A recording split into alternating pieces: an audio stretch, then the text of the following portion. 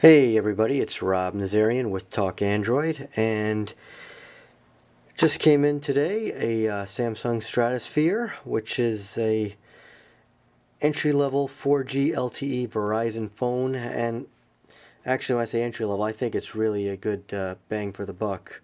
Let's open it up and see what we got inside. Um, we have the phone, of course, and we have the USB cable and plug, and instructions, and I believe the LG card is in the package in there as well. The pamphlet for it, but the card is actually in the phone for a SIM. And basically, this is a slide-out QWERTY, so it is going to be a thicker phone. I think it comes in about 14 millimeters, which is, if you look at the Samsung Galaxy S2, it's about 9 millimeters for the US versions. I have the volume on the left hand side, and the headphone jack, 3.5 millimeter, the power button, and the USB. The finish is the typical Samsung slippery, glossy back. We also have the camera in the back. It's 5 megapixel. Inside is a 1 gigahertz processor, and it's got 500 megs RAM, and the display is 800 by 480 Super AMOLED, and it's 4G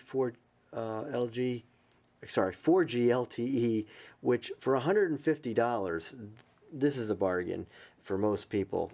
It's going to be more than enough specs, and to be able to get an entry-level 4G phone, because all 4G Verizon phones are pretty much $300. I do find with it being slippery here, opening them up can be even. I always say that Samsung phones are prone to dropping because they're slippery. Putting your fingers here and sliding open can be even add a little bit more to the slipperiness to it. But the keyboard's not too bad. The keys are a little small, but what are you going to get? It's pretty much a next generation Epic phone is pretty much what it is. Let's open it up. Pretty much everything's pretty standard in here.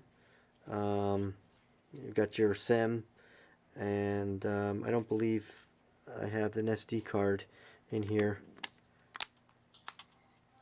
Oh, looks like I just turned it on by mistake. So there it is. And we're going to get a lot of 4G LTE advertisements going here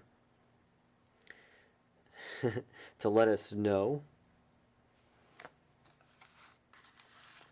So, boot up is going to be a little bit longer than a Galaxy S2 because it is more of a mid-range phone. But like I said, with these specs, this screen's 4-inch screen, $149, not bad. You have the puzzle to unlock, very similar to the Droid Charge. And you have TouchWiz going on this, but to me it seems like a very mild TouchWiz interface. You don't have a lot of the widgets on there that you normally find in the higher end ones.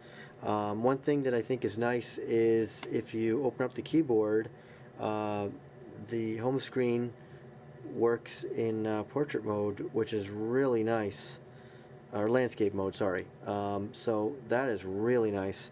When it closed, it doesn't.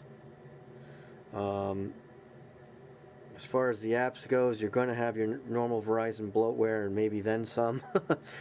Kindle's already on there. City ID. You gotta have City ID if you're on Verizon, right? We all use it. Right. Blockbuster is on there. Let's Golf 2. NFL Mobile. You're going to have the Samsung Media Hub is on there. And there's Quick Office. So you're going to get your standard stuff, some VCast stuff, tons of VCast. It is what it is. Bloatware Central. Let's take a look at what version of Android we're talking about here. Model number, of course, is SCH i405. Android version 2.3.5, not bad at all. Sure, it's not the 2.3.7, but this is pretty, for out of the box, $149 to have Android 2.3.5. You got to be happy with that. Right now I'm showing 3G, but I do have 4G at my house. I'm just in the outer skirts of the area where 4G is, but depending on where I move around the house, I do get 4G. Right now I'm in my basement, so I'm grabbing 3G. The phone is pretty snappy, like I said, for this, for 1 gigahertz. A lot of people are going to be happy with this.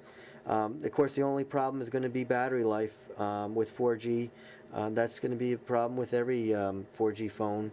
But if somebody wants LTE and wants to get on board with it, this probably looks like a really good deal.